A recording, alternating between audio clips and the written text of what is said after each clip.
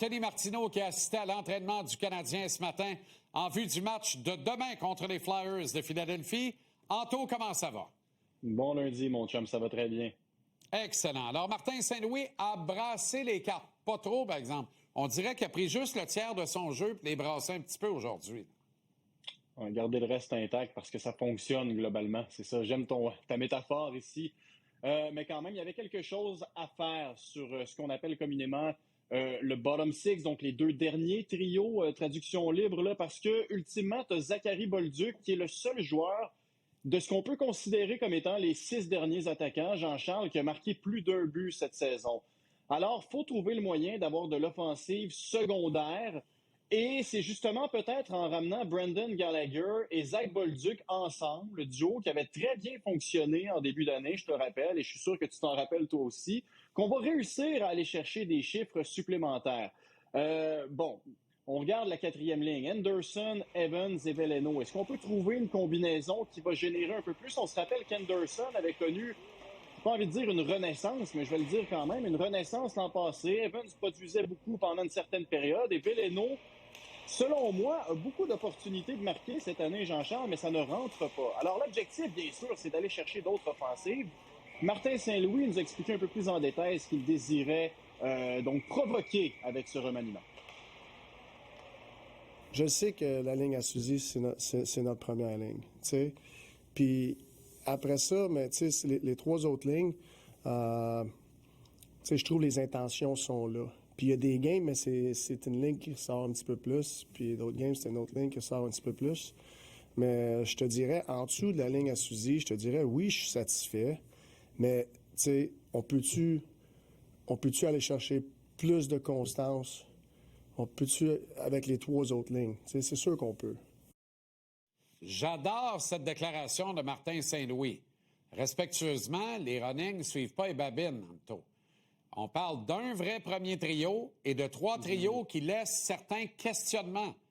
Pourquoi on veut absolument pas toucher à l'unité de Kapanen, Demidov et Newhook? On peut-tu m'expliquer ça? Parce que depuis quelques matchs, on offre plus de temps de glace et du temps de glace de qualité à Doc, Bolduc et Veleno.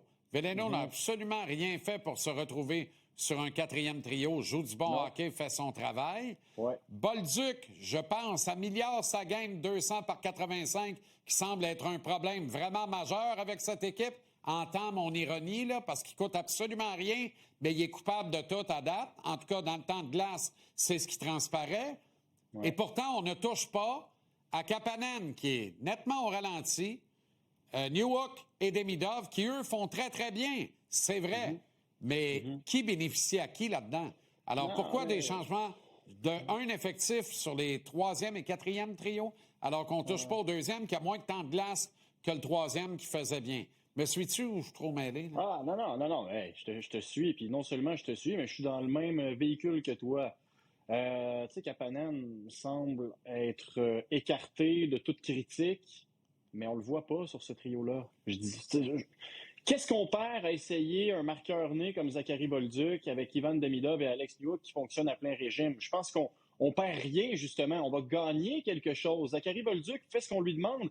Tu sais, on s'en parlait vendredi, Jean-Charles. Zachary Bolduc avait dit « Je sais que je dois être plus efficace en échec avant et recommencer à frapper pour avoir du temps de glace. » Il a joué plus de 15 minutes contre les Sénateurs. Il a passé proche de renvoyer Jake Sanderson à Ottawa d'un seul coup d'épaule. Bob. Et il a l'un des meilleurs lancers des poignets de l'équipe, si c'est pas le meilleur. Alors, qu'est-ce qu'on attend, honnêtement, si on veut vraiment générer plus d'offensives sur les trois trios qu'on dit secondaires?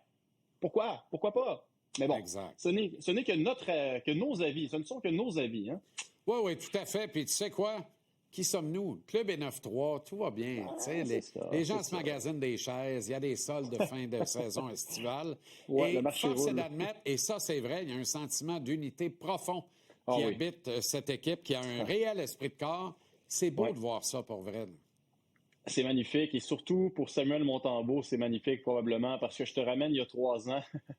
Moi, il y a une séquence qui m'a tellement marqué, qui a dû marquer Sam aussi. Puis qui t'a marqué, je suis sûr. La fameuse sortie de Zach Cation sur Montembeault. Ben oui. Personne est allé le voir. Alors, écoute, et là, soudainement, les joueurs du Canadien qui se font frapper reçoivent de la visite. On le voit là-dessus. Carrier se fait renverser. Veleno fait ni une ni deux, saute sur son rival. Alors, Joe Veleno qui nous parle, Jean-Charles, de l'importance de se tenir. Oui, on est une équipe très serrée. Alors, je pense que n'importe qu'est-ce qui va arriver sur la glace, on va toujours être là pour un autre à se défendre. Puis, ça veut dire beaucoup de quelle équipe qu'on est, notre identité. Sans dit long, j'étais content de voir ça. Je suis allé remercier après la période. Il a fait un excellent travail, mais ça démontre à quel point on est proche. Puis pour qu'un gars comme Joe, je pense que c'est sa 3e batteur en carrière, qui fasse ça, ça en dit long. Ouais.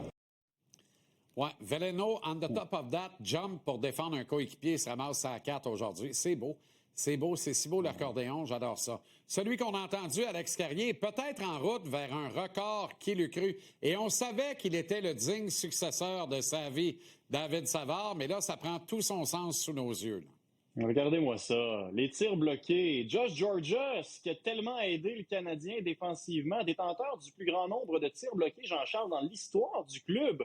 Cette statistique est compilée depuis le retour du lockout de 2005, excuse-moi. Suit Mike Komisarek à 2,27 et Alex Carrier, s'il maintient le rythme, 2,18. Alors, bien sûr, j'ai parlé à Alex Carrier de ce record-là. Je lui ai demandé s'il était au courant. Puis j'ai demandé à Martin Saint-Louis ce que ça signifiait pour un entraîneur, mais également pour un joueur. Je te rappelle que je joue avec deux quand même très bons joueurs au chapitre des tirs bloqués, Dan Girardi et Brett Clark notamment. On écoute ça. Je sais que Komisarek, il donnait des grosses mises en échec. Georges, il mangeait des minutes, mangeait des pucks aussi. J'étais surpris, je pensais entendre All-Gill là-dedans. All-Gill avec son genou à terre. Dimanche matin était plus rough, mais t'es chanceux, j'ai eu 1 heure de sommeil de plus à cause du changement de l'heure. Fait que, l'important c'est qu'on ait eu les 2 points, puis la cédule a fait en sorte qu'on joue juste demain, donc j'ai eu le temps de me reposer. Puis là, top shape un matin. C'est un guerrier. C'est contagieux, ça. Comment qu'il joue. Puis c'est dur de ne pas admirer comment il se présente. T'sais. Il va faire tout pour aider l'équipe. Formidable, Anto. On se reparle dans 24 heures depuis le Temple en avant-match Canadien-Flyers. Hey, entre deux équipes qui... Canadien qui surprend les Flyers, ça a été plus dur en fin de semaine. L'entraîneur n'est pas content. On va avoir un bon match. À demain. Salut, mon ami.